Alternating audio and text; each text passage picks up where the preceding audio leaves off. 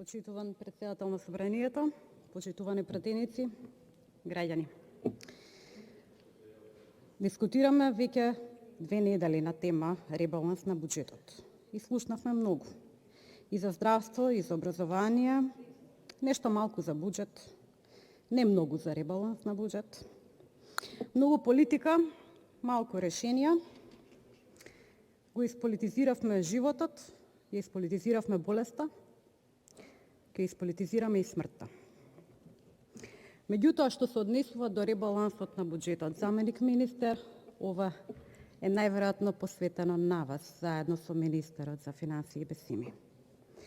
По Тевдовски, Заев и Нина, вие сте четвртата блескава гарнитура во 4 години. Вие сте всушност четвртиот вагон во третото полувреме на Заев за Македонија.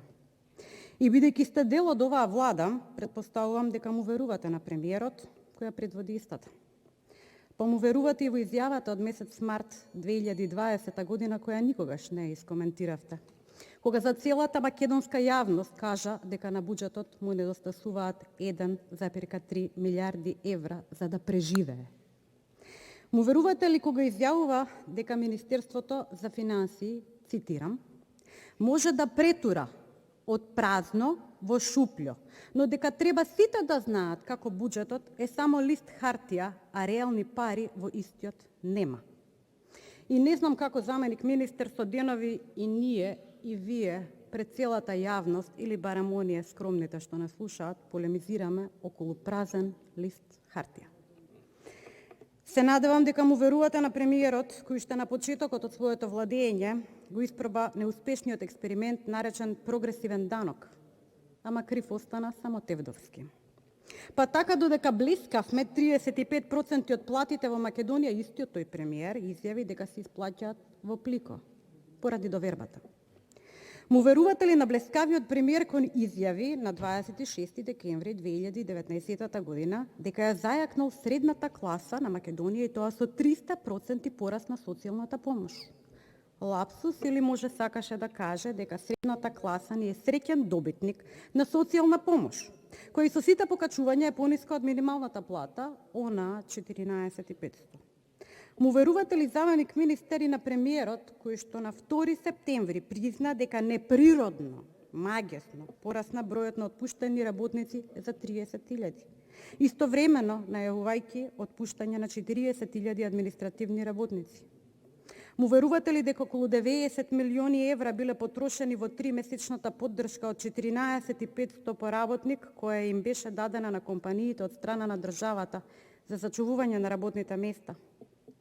Претворено во човечки живот и оваа помош треба да се распореди на 126.200 граѓани. Сумарно, ова значи дека влегуваме во период каде повеќе од 50% од нашите граѓани едва и преживејуваат. Стапката на сиромаштија на лица во 2019 година во Република Македонија изнесува 21,9%, соопшти Државниот завод за статистика. Анализите направени во согласно со препораките на Европската унија, за која што толку милуваме да споруваме, пошто се пресметани така наречените лајкенски индикатори, вели вака: стапката на сиромаштија во најбројните 4-члените домаќинства, каде живеат двајца возрастни и 2 деца, изнесува 19,5%. Односно, секое четврто семејство во оваа категорија е сиромашно. Највисоката стапка на сиромаштија ја има во семејствата со 3 или повеќе деца. Во оваа категорија 45,3% или речиси половина повеќе детни семејства се сиромашни. Критично ниво на сиромаштија имаат и самохраните родители со деца од 42,8%. Најмала стапка на сиромаштија има во категоријата самечки домаќинства, односно оние повозрасни од 65 години, и таа изнесува 3,2%, а стапката на сиромаштија под 10% имаат и самците.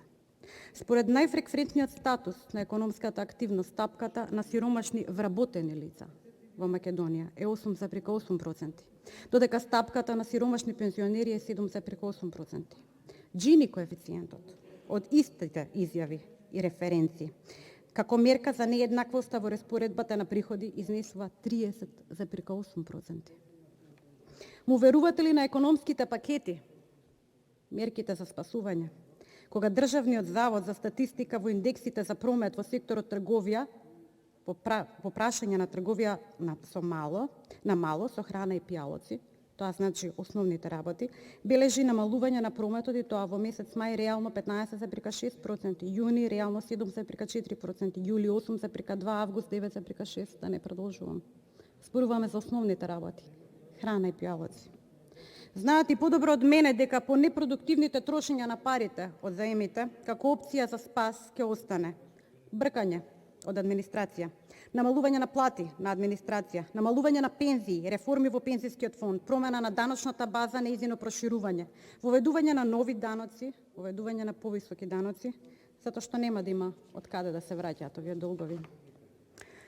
Му верувате ли во искреноста кога на сите ни кажува дека за да работи локомотивата ќе мора да умрат малите и средни претпријатија? Му верувате ли дека ќе започне нова транзиција, нов бран на приватизации, како некогаш? Сигурно се сеќавате. Тука се споменуваат пошта, ТЕЦ Неготино, многу интересно, Македонски железници и транспорт, Еврокомпозит, Колска. Се сеќавате ли на барем една законско спроведена приватизација, барем една корисна за граѓаните приватизација?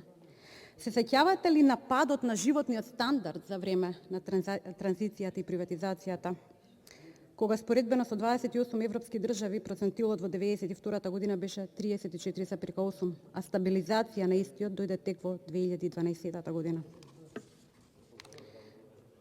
Конечно, заменик, ви кажала ли некогаш Нина, почитуван, како се плаче под политички притисок, кој има единствена цел вината за одлуките на премиерот да се запечати во нејзиниот потпис на сомнителна документација за време на владина седница? Мислите ли дека народот не знае дека све е седено на хартија и бројки, празни извештаи и бирократија? Бирократија на умилкување во форма на лажна грижа кон народот, во форма на лажна демократија, на чекање лајк од европските фондови. Оти му верувам на господинот Заев дека буџетот е само лист хартија, а реалните пари тука ги нема. Конечно бегалагот и за мене, и за сите вас, и сите граѓани во Република Македонија, ни од главата до петиците. И таму сме. Никогаш нема да заборавам како министерот Бесими вети дека ажурно ќе се грижи за секој денар од буџетот на граѓаните, зашто хартијата нит дише, нит гладува, нит се буди во страф за своето работно место под политички притисок.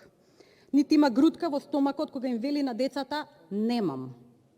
Ниту звони по телефон за кревет во болница, ниту спие со отворени очи. И конечно, почитуван заменик министер, пред само 2 дена премиерот изјави дека до крајот на годината долгот ќе надмине 70% од БДП. Вие, почитуван, сте во 4-тиот вагон на третото полувреме на Заев за Македонија. Стратешки, планиран за коалициониот партнер по сите основи. Ви благодарам.